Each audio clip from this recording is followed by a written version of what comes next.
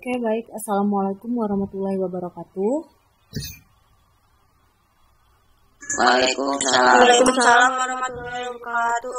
Alhamdulillah pada pagi hari ini ya, menjelang siang ya, kita semua masih diberikan kesehatan sehingga kita semua dapat melakukan kegiatan rutin kita, yaitu belajar secara online ya.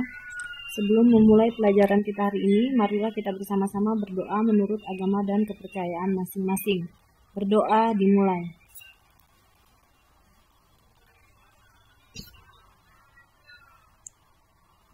Berdoa selesai.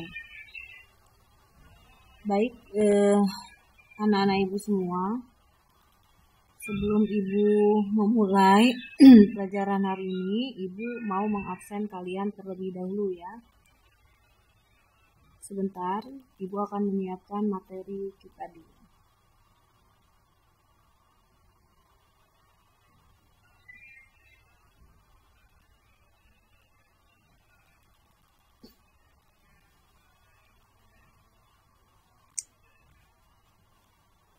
Yang hadir hari ini nggak banyak ya, cuma beberapa orang saja ini, ada 5 orang saja.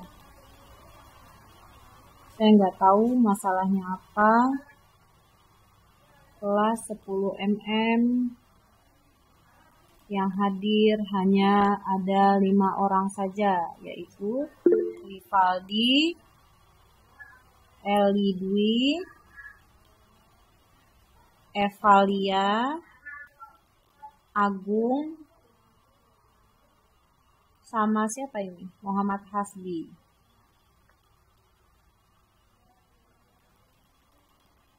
Baik, kita mulai saja ya. Setelah minggu kemarin kita membahas tentang wilayah negara kesatuan Republik Indonesia, hari ini, minggu ini kita akan membahas materi tentang kedudukan warga negara dan penduduk di Indonesia. Nah, ini yang akan kita bahas untuk kedudukan warga negara dan penduduk Indonesia itu ada 4 macam. Yang pertama yang kita bahas adalah status warga negara Indonesia, kemudian asas-asas kewarganegaraan Indonesia, lalu syarat-syarat menjadi warga negara Indonesia serta penyebab hilangnya kewarganegaraan Indonesia.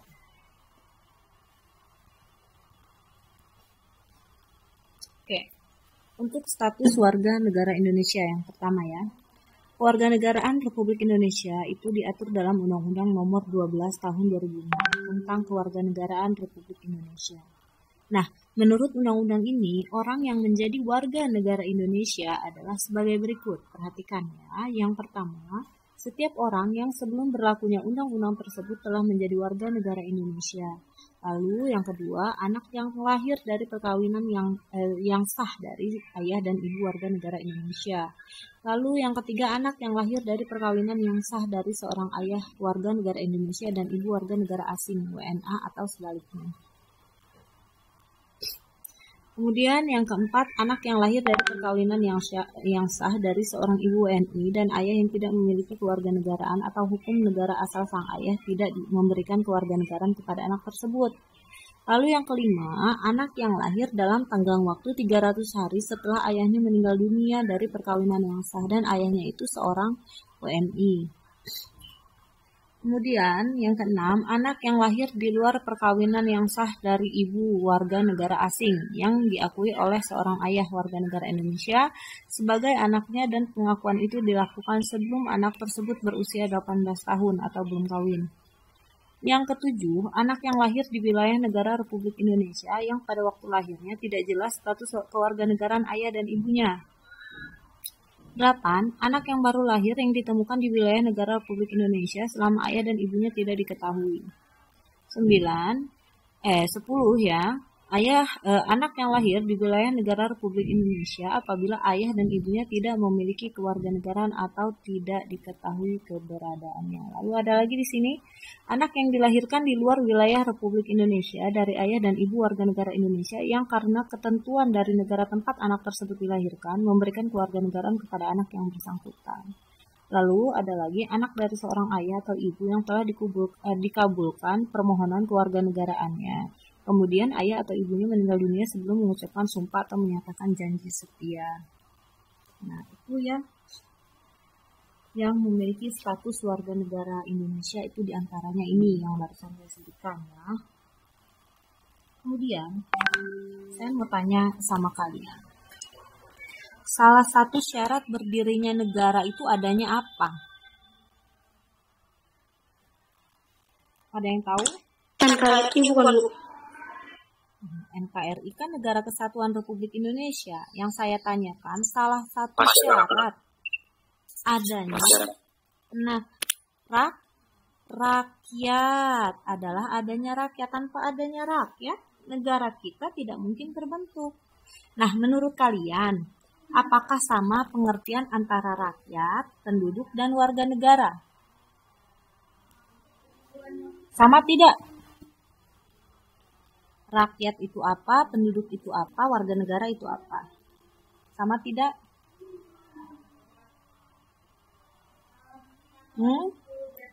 Tidak sama ya, atau berbeda.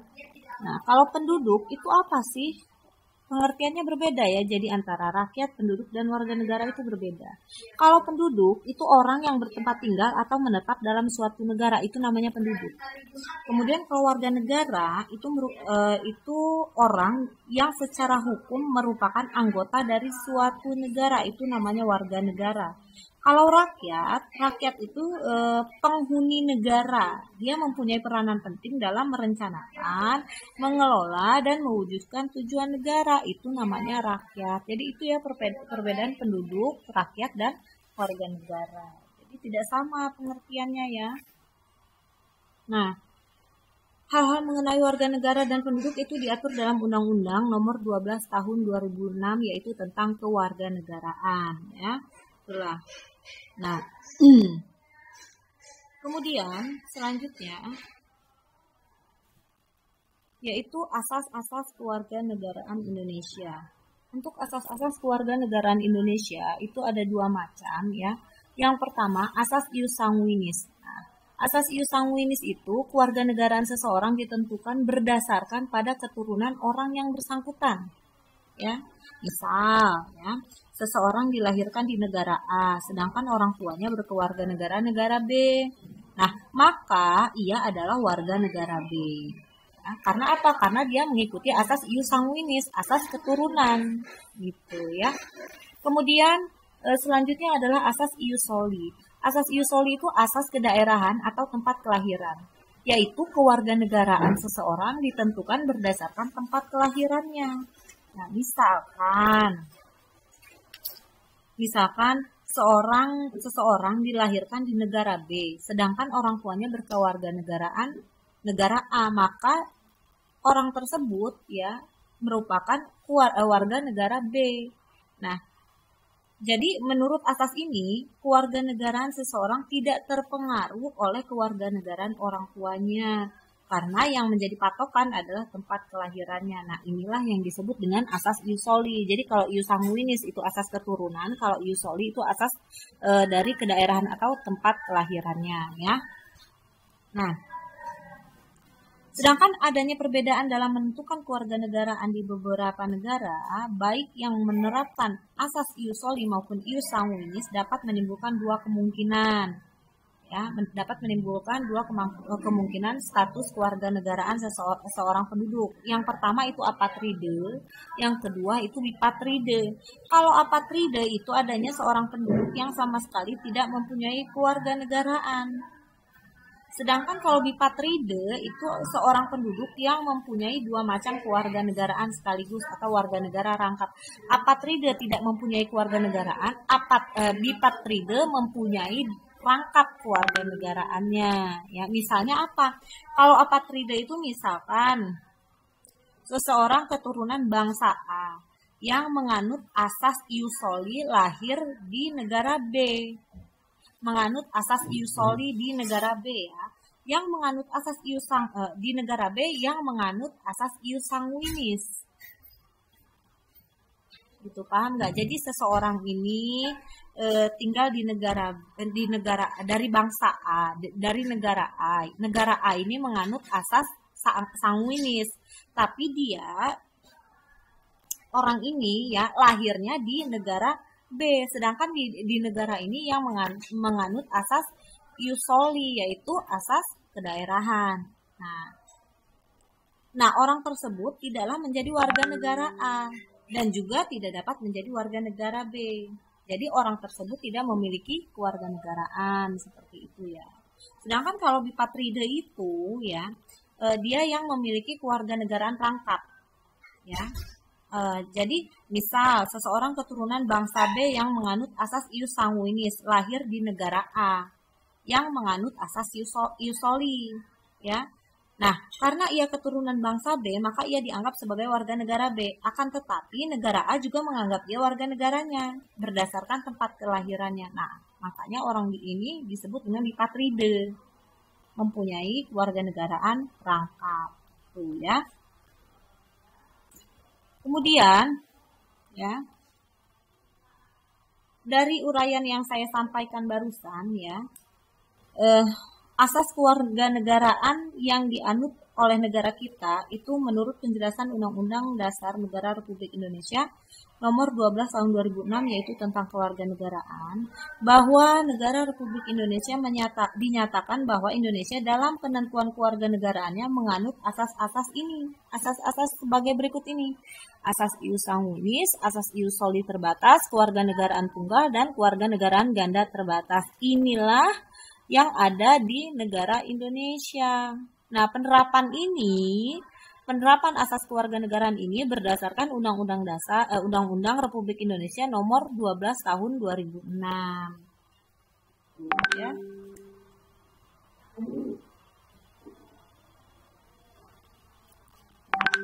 Oke, selanjutnya syarat-syarat menjadi warga negara Indonesia. Yang pertama itu naturalisasi biasa. Kalau naturalisasi biasa ini syaratnya yang pertama berusia 18 tahun atau sudah kawin. Yang kedua pada waktu mengajukan permohonan sudah bertempat tinggal di wilayah negara Republik Indonesia paling singkat 5 tahun berturut-turut atau paling singkat 10 tahun tidak berturut-turut. Kemudian yang ketiga sehat jasmani rohani, dapat berbahasa Indonesia serta mengakui dasar negara Pancasila dan Undang-Undang Dasar Negara Republik Indonesia. Kemudian yang kelima tidak pernah dijatuhi pidana karena melakukan tindak pidana yang dengan ancaman pidana penjara 1 tahun lebih. Keenam, jika dengan memperoleh kewarganegaraan Republik Indonesia tidak menjadi berkewarganegaraan ganda. Jadi di Indonesia tidak menerima warganya yang memiliki kewarganegaraan ganda ya. Jadi kalau seseorang tersebut sudah memutuskan ya menjadi warga negara Indonesia, ya udah Indonesia aja, nggak boleh jadi warga negara lain ya. Kemudian mempunyai pekerjaan atau penghasilan tetap ya. Kemudian membayar uang kewarganegaraan ke kas negara. Jadi orang tersebut memang harus mempunyai pekerjaan ya. Kalau orang tersebut tidak memiliki pekerjaan di suatu negara, bingung juga karena negara kita tidak menggaji orang-orang yang tidak memiliki pekerjaan. Ya, jadi jika ingin menjadi warga negara Indonesia, orang tersebut harus memiliki pekerjaan atau penghasilan yang tetap. Kemudian yang selanjutnya yaitu naturalisasi istimewa.